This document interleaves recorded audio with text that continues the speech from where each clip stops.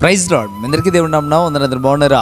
ఈరోజు ఉదయకాల సమయంలో దేవునితో మాట్లాడుతున్న మాట, దేవుని యొక్క వాగ్దానాన్ని మనం శ్రద్ధగా వినడానికి ప్రయత్నం చేద్దాం. దేవుడు నీతో నాతో మాట్లాడి బలపరచును గాక.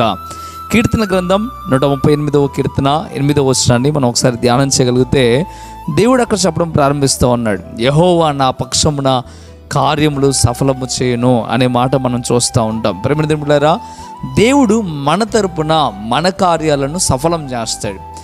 దేవుడు ఎప్పుడు మన తరపున మన కార్యాలను సఫలం చేస్తాడు అనే విషయాన్ని మనం ఆలోచించాలి, అర్థం చేసుకోవాలి.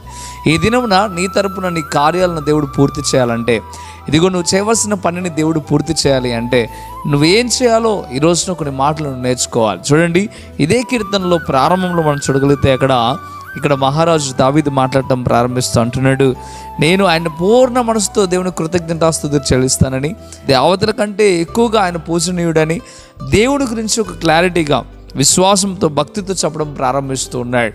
ఆయనే గొప్ప దేవుడని, ఆయనే ఉన్నతమైన వాడని ఆయన కీర్తించడం మనం చూస్తూ ఉన్నాం. ప్రియమైన ఒక మారు ఆలోచించండి. దేవుడు మీ కార్యములను సఫలం చేయాలంటే, దేవుడు మీ తరపున మీ కార్యములను సఫలం చేయాలంటే తప్పక దేవుని కీర్తించే బిడ్డగా, దేవుని కొనియాడే బిడ్డగా నువ్వు ఉండాలి. అప్పుడే దేవుడు నీ పట్ల గొప్ప కార్యం చేస్తాడు.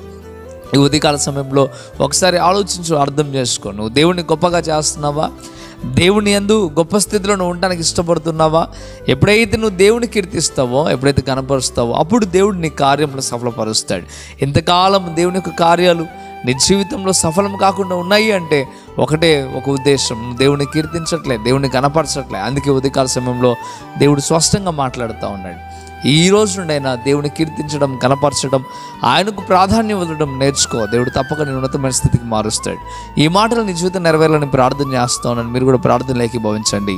పరిశుద్ధుడా, గొప్ప దేవుడు, మీకు లెక్కలేని స్తోత్రం నైనా. ఈ ఉదయకాల సమయంలో స్పష్టంగా తేటగా మీరు మాట్లాడారు, అందుని బట్టి వందనాలు.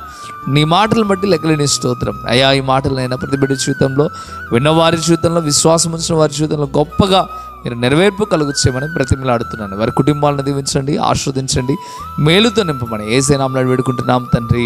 ఆమేన్, ఆమేన్. ప్రియమైన దేవులారా, ఎంతవరకు వాగ్దానాన్ని విన్నారు? ఈ యొక్క మాటల ద్వారా మీరు బలపరచబడినట్లయితే తప్పక వీడియోని లైక్ చేయండి.